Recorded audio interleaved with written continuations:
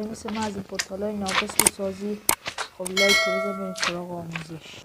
خب برای ساختنش اول شما یه پورتال ان نیاز دارید و یک پورتال ندر اول توی اون میسازیم به 3 بلاک، یکی از این و میین بالا و یکی زیرش رو میکنیم و 3 تا میین بالا، 1 2 3 و این ورم روی این 6 میین بالا 1 2 و به اندازه همون.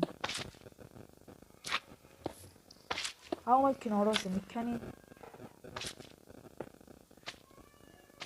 هر کنارشو که این پورتال ندرتون رو روشن میکنید. هر روشن کردید میرید اون سم و پورتال اندم روشن میکنید.